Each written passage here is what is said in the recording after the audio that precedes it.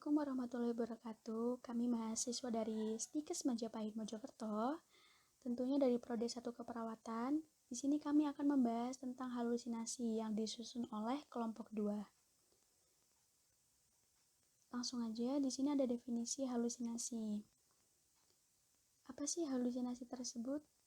Halusinasi yaitu terjadinya persepsi dalam kondisi sadar tanpa adanya rangsangan nyata terhadap indera.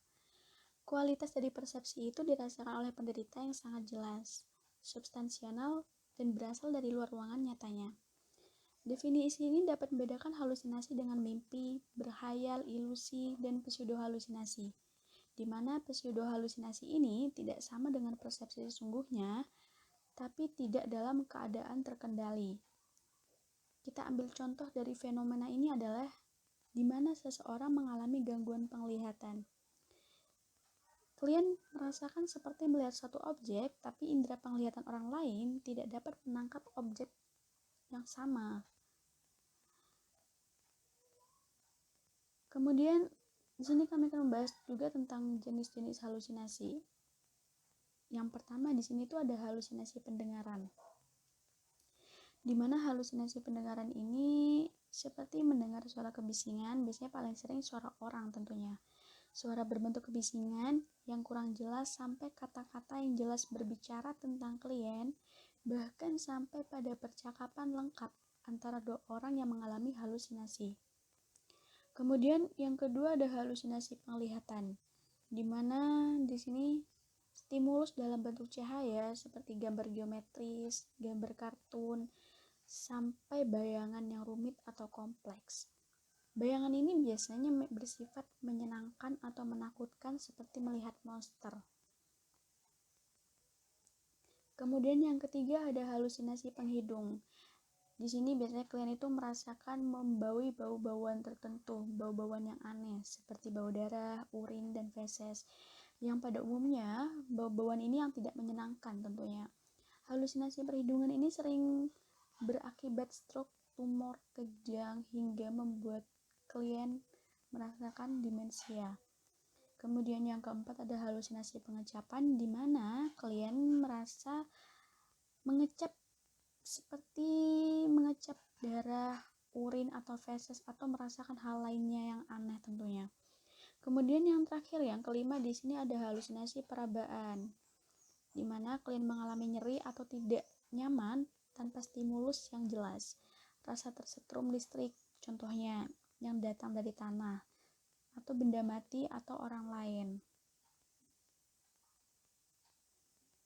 Kemudian tanda dan gejala pada orang halusinasi pendengaran yang ditimbulkan pada individu, yaitu yang pertama ada klien itu merasakan berbicara, senyum-senyum sendiri, dan bahkan tertawa-tertawa sendiri hingga membuat orang tersebut terlihat aneh. Kemudian yang kedua, klien itu mengatakan mendengar suara-suara aneh yang orang lain belum tentu mendengarnya. Kemudian yang ketiga, bahayanya ini klien bisa merusak diri sendiri atau melukai orang lain, bahkan lingkungan di sekitarnya. Kemudian yang keempat, klien tidak dapat membedakan hal yang nyata dan hal yang tidak nyata tentunya. Ini sangat sulit dialami oleh klien dengan gejala halusinasi pendengaran. Kemudian yang terakhir di sini, klien tidak dapat memusatkan konsentrasi perhatiannya. Kemudian di sini ada penyebab halusinasi. Apa saja penyebab halusinasi? Di sini yang pertama ada gangguan mental. Jelas sekali orang yang sedang terjangkit halusinasi tentunya mengalami gangguan mental. Kemudian halusinasi pendengaran karena gangguan pada pendengaran tentunya. Dan yang ketiga itu ada halusinasi karena gangguan tidur. Yang keempat, di sini halusinasi karena mengkonsumsi alkohol itu juga bisa terjadi. Yang kelima, halusinasi karena migrain. Yang keenam, menderita penyakit Alzheimer, demensia, dan Parkinson. Yang ketujuh di sini ada halusinasi karena epilepsi.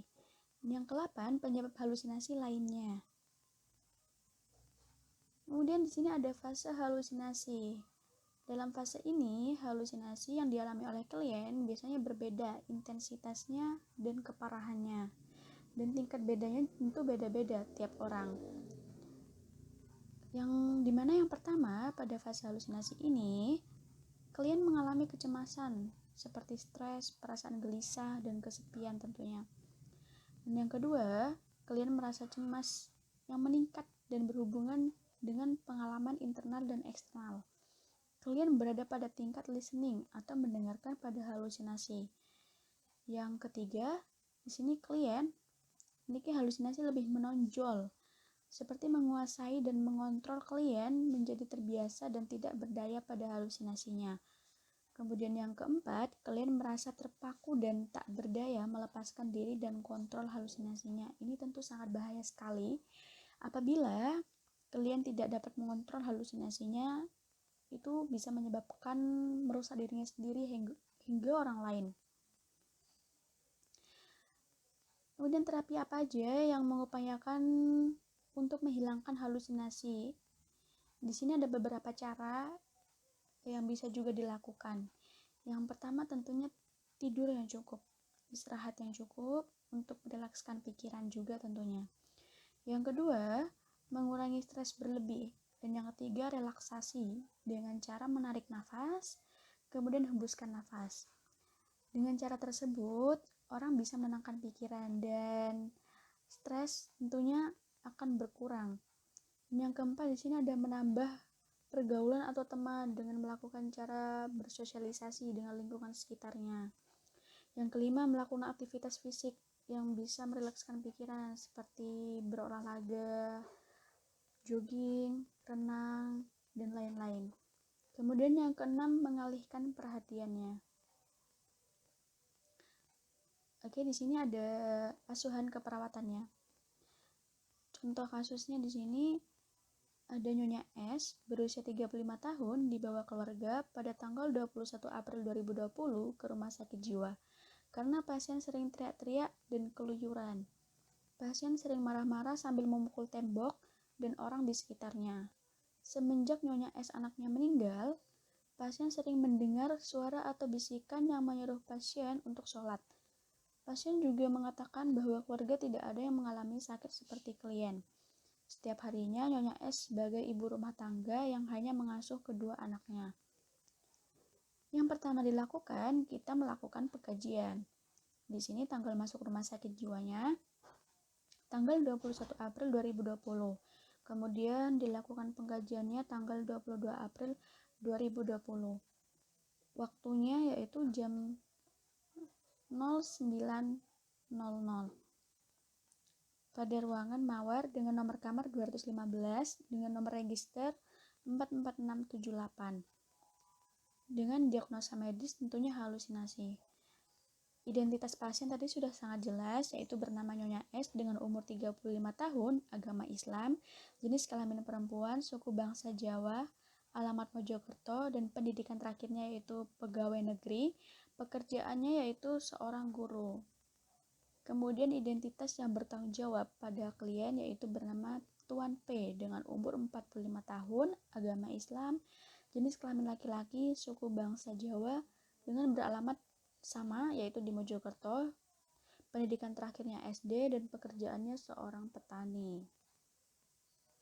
Kemudian analisa data. Analisa data di sini yang pertama yaitu gangguan persepsi sensori yang berhubungan dengan halusinasi pendengaran. Data subjektifnya di sini dapat diketahui bahwa klien mengatakan sering mendengar bisikan suara saat ingin tidur dan sholat. Isi suara tersebut yaitu menyuruh untuk sholat. Suara tersebut kadang muncul, kadang tidak. Suara itu muncul kadang lamanya 5 detik. Kemudian data objektifnya, klien saat berinteraksi kadang tertawa sendiri dan sering mondar-mandir dan kadang terlihat berbicara sendiri. Analisa data yang kedua, di sini isolasi sosial berhubungan dengan menarik diri. Data subjektifnya, klien mengatakan tidak suka bergaul.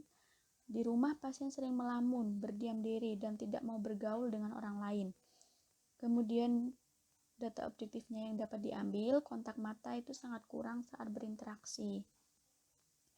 Analisa data yang ketiga, di sini ada resiko menciderai diri sendiri, orang lain, dan lingkungan yang berhubungan dengan resiko perilaku kekerasan tentunya. Data subjektifnya, kalian mengatakan kadang saat mendengar bisikan, cepat sholat, rasanya ingin marah, dan saat tidak terkontrol langsung memukul tembok. Data objektifnya, kalian tampak gelisah, tangan kalian kadang tampak mengepal dan ingin memukul sesuatu. Kemudian rencana tindakan keperawatannya yang pertama yaitu di sini dengan diagnosa keperawatan gangguan persepsi sensori yang berhubungan dengan halusinasi pendengaran. Kemudian intervensinya yang pertama bina hubungan saling percaya dengan menggunakan prinsip komunikasi terapeutik. Yang dapat dilakukan untuk melakukan komunikasi terapeutik diantaranya yang pertama ada sapa klien dengan ramah baik verbal maupun nonverbal.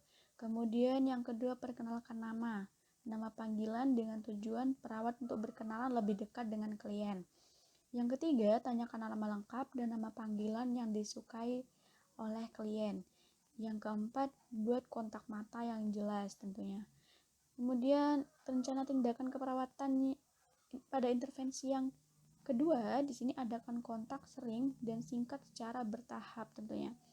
Yang ketiga, melakukan observasi tingkah laku klien sesuai dengan halusinasi pendengaran.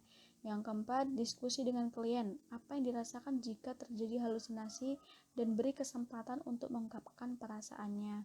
Yang kelima, berikan kesempatan untuk melakukan cara yang dipilih dan dilatih. Oke, sekian dari kelompok kami. Kurang lebihnya mohon maaf. Assalamualaikum warahmatullahi wabarakatuh.